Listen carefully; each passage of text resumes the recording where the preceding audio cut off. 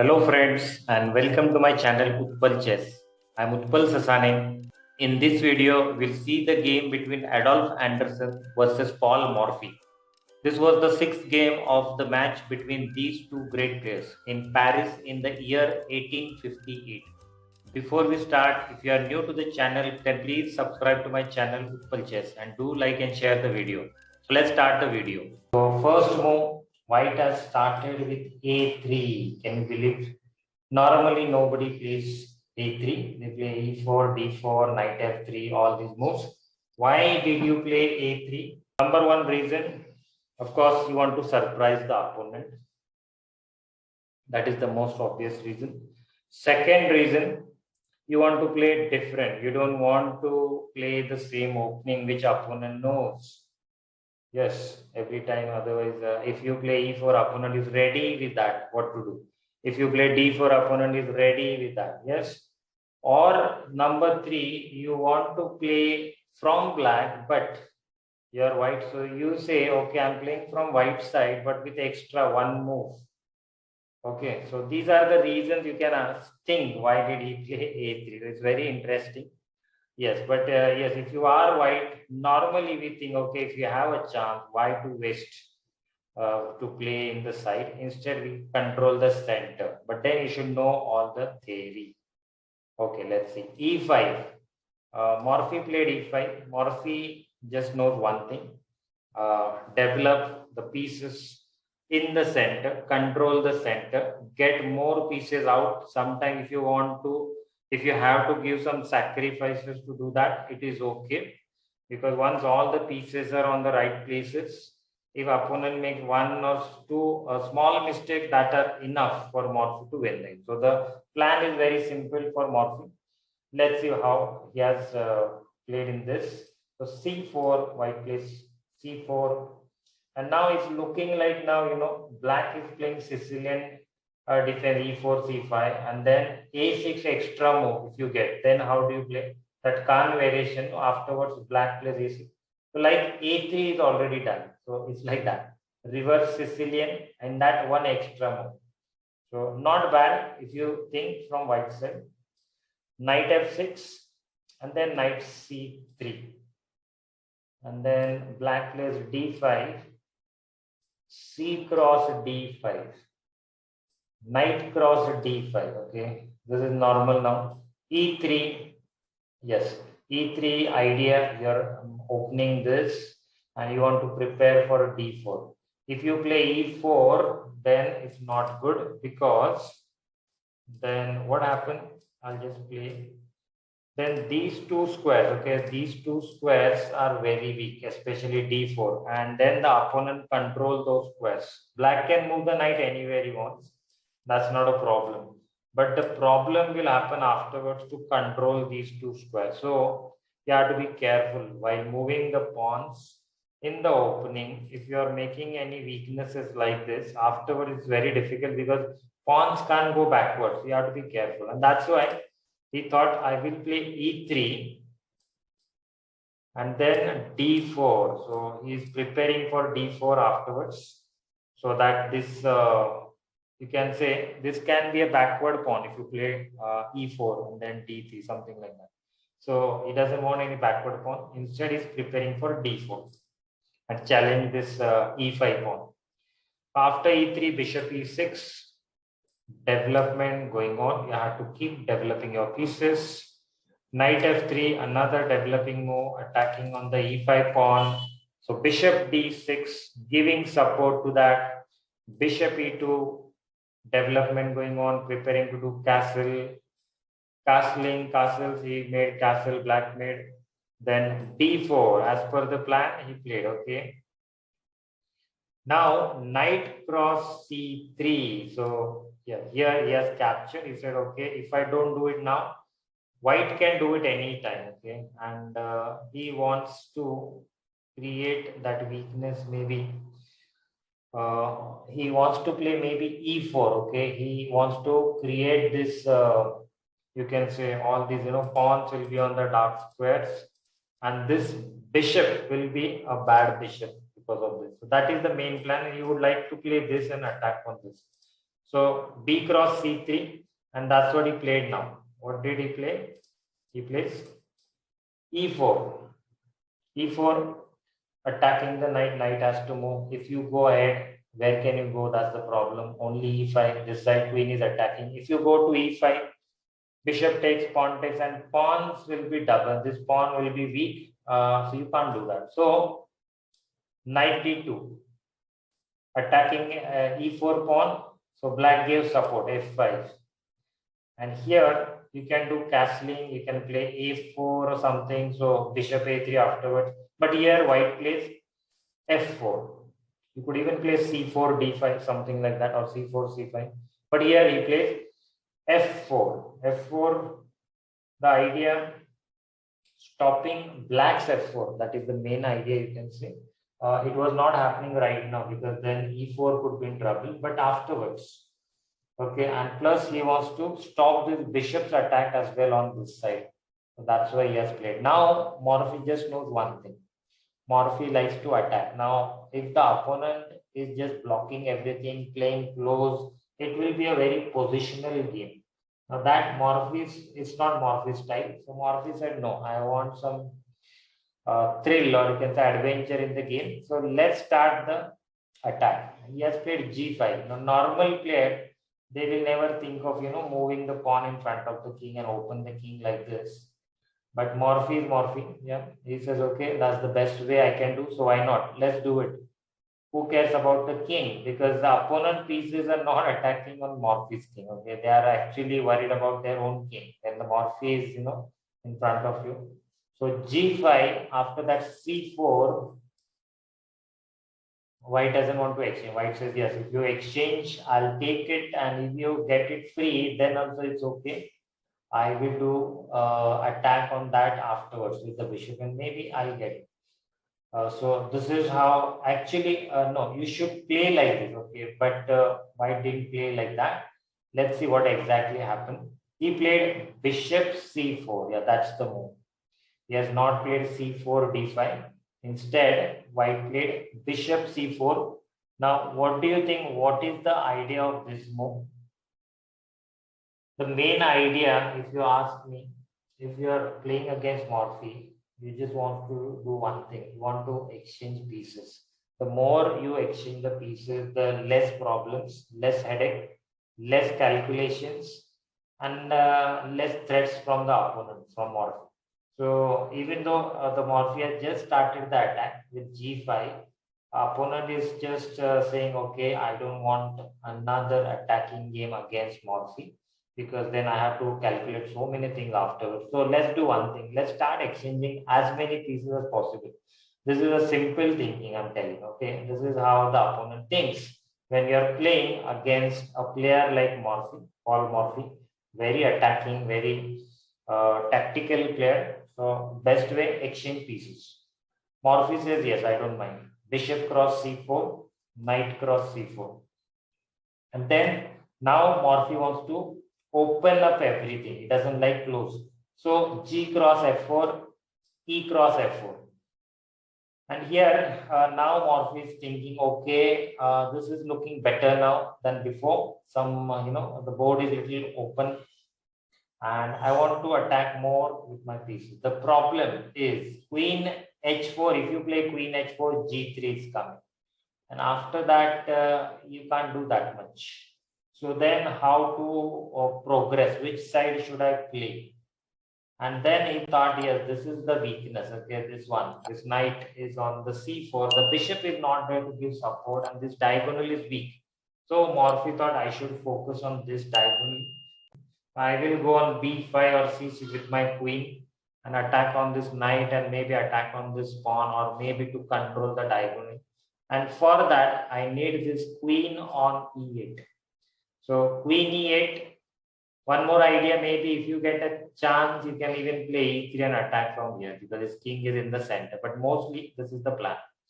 Okay. After queen e8, White says, yes, let me first do castle. Okay, I want to make the king safe. I don't want to take any risk, because if I don't do it right now, if I don't get a chance afterwards, I will be in trouble in the center. So yes, the moment when you get the chance, you made castle.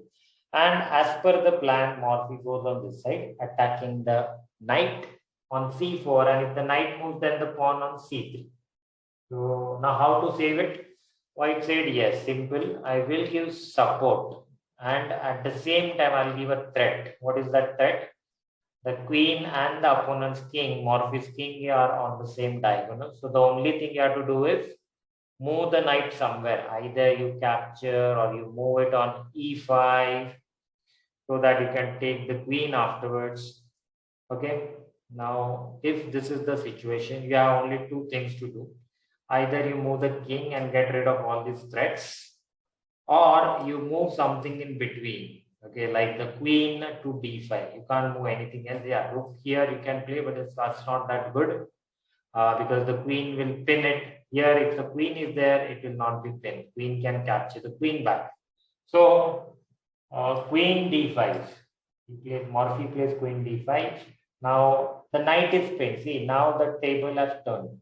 Before this queen was giving threat, now this queen is giving threat. Now this knight is pinned. If the knight goes somewhere else, this queen is gone. So you need a support to the queen. So the knight is not completely pinned. Knight can go either here or there, but then what is the use? No? That's why it's not that good. You would like to capture or go ahead towards the king. So you have to give support. So rook b1 is not completely pinned, that's agreed. Yes. After rook b1, there are two attacks giving support to this. So Morphy played b6, no threats, and preparing for c5. Queen a2. Actually, instead of that, knight e5 was better because what was his main objective? He could do that. He wanted to exchange few more pieces, and that you could do. The main piece, queen takes b3, rook takes b3. The main important piece you could exchange, and this would be very good for white if you see the position.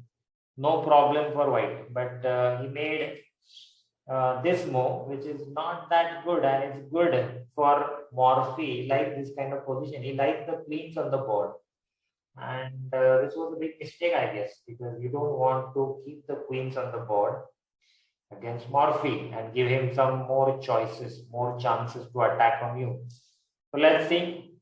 Morphy plays knight d 97 should be the move, but Morphy plays c6 first. Okay, he gives support. He says, okay, if the knight moves, I should have supported this. 97 and all he can do afterwards. So queen e2.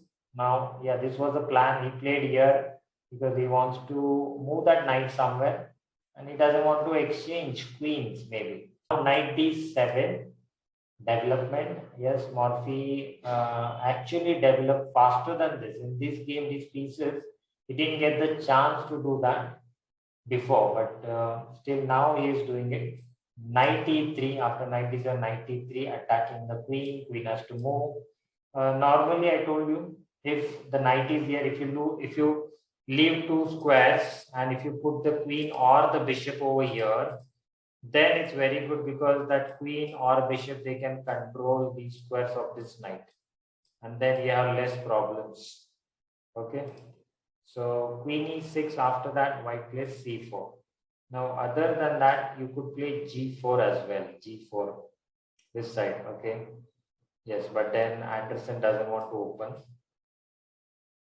After c4, knight f6. Knight f6, getting the pieces towards the king. That's the very important thing.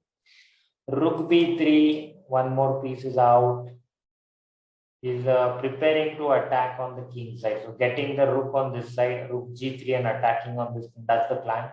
You just have to move the knight somewhere and then rook g3 is coming. King f7. Yes, Morphy has this plan before. It was ready plan. The plan was ready. What is the plan? Simple plan. Get the rooks on the g5. Double, make double. And attack on that side. Yes, that's it. He just knows one thing, that is attack. So bishop b2, rook a c8. Okay. Maybe he would like to play whatever, like, this side also he can open up. But it's interesting that he has not played this. He has given support to this. No need actually. Anyway, so he must be thinking that white is about to play d5 or something to open the bishop and open everything on this side. So he is also getting prepared. King h1, king h1, rook g8 now as per the plan. Finally, he played d5. So open the bishop, made attack on the queen. What to do? C cross d5, C cross d5. Yes, and then queen d7. So yes, as per the plan, white has played in the center. He has opened that diagonal, open file and all. But now after this, what to do? Knight c4, attacking on the bishop, and he's ready to exchange that piece. Okay. King e7. He says, okay, you want to take it. I have supports. And mostly if he captures, you would like to capture with the king. Okay, then the queen can go somewhere and do the job. So here, bishop cross f6. Okay, check. And if you see this position, actually it's looking very good for white. Okay, we thought that yes, Morphy will do this, that, but actually Anderssen has handled this position well. It's not bad at all for him if you see this position now. King has to take it, there is no other option. Now, what is the situation if you see king, of course, both the king, if you compare, this king is safe, this king is not that safe. It's still in the center. Yeah, the pawns are blocked, but if you compare to this one, this is not that good. And the queens are almost same. The rooks are okay. And if you compare the knight against the bishop, even both the things I would say are okay. But if you see this one, this pawn is looking little dangerous because this is a passed pawn. So one knight slightly better, maybe you can say, than this. And the position of the king. Okay, this pawn is also advanced, or you can say passed pawn. And these are the things. That's why white is slightly better, or you can say more than slightly better. So here he played the first mistake. Now here actually how to finish it? He should have played rook h3. Idea attacking on this side, rook h6, and then attack on this. This is a very good plan. Okay, maybe bishop b8 here, and then knight e3, something like this. They could go ahead, like I'll show you the variation. This one, and then knight e3, because you have to save this if you want to get the queen ahead. So move this one first, and then rook f c8. Sorry, rook c f8 first, and then rook h5. Made one more attack on this. King g7, and now knight cross f5. So if you see, it's looking like there are two attack and only one support, but still it is okay because afterwards queen g4 is coming and taking that rook. So rook takes f5 and then this one. Okay, so this is the variation which he could play, which was better. But in this position, he has made the mistake, question mark, and this is the mistake. So queen b2 check is the mistake. King has to move. He moved the king. Now he played this. Okay, rook h3. The problem in this variation, actually, he should have gone from this side. But now the queen cannot do anything over here. Everything is control of this diagonal. So no problem for black from this queen at least. Now rook g7 giving support to the, we have to save the h7. Queen d4 is coming slowly, but not that useful. King g8. Okay, king has gone back, giving support with the queen to the rook and rook to the queen. So they are connected now. Plus he gave support to this, one more support. Now rook h6. Okay, attacking on this, double attack, one support. Bishop has to move. Bishop f8, saved that. And then d6 came ahead, giving more threats. Rook f7. Rook f7. Attacking on this, the bishop would like to come on g7, so everything is okay. Now Morphy is not thinking of attack, he's thinking of defense. So he's now defending the position. Rook h3 moved back, and now if you see, the attack is gone. Okay, the queen can't do that. When rook is gone back, knight is okay, not that dangerous. Yes, here now queen a4. Now here you will say, why did he play this knight over here? What is the problem? Why can't he play knight e5? Because yes, you are attacking on this. The problem is this queen b5. If you take this, there is a checkmate coming up. So you can't do that. And once you save that checkmate, the rook can be moved. So you're not getting the advantage of that so-called fork. And here, that's why he has gone back. Rook h3. Then queen a4. He pinned that and made one more attack on the knight, which he has to, white has to give support. Rook c1. Now rook c5, idea double. Make double an attack on this, and now this is pin. This is pin. So the knight is double pin. This side, this side. Rook g3 attacking on the king. The king has no problem. Bishop over here. h3 made some space for the king in case if something happens, the king can at least have a square to move. King h8, removing the pin. So now the serious threat is bishop cross d4. If you don't see that, you're in trouble. Now he thought, okay, I have to take it. Actually, queen d2 was the move here. Queen d2 was better because you have to save it. You don't have to do anything, flashy, you can say. Rook cross g7. He tried something. Not that good. Rook cross g7. And rook c3 now. Rook c3 idea is thinking that the rook is pin. I'll go on rook g3. I'll take it, and that's it. How can he save it? But here comes this one, E3. Suddenly, Morphy's tactics went very, small trap. And guess what? You just have to play very simple. First, you have to play Queen F6.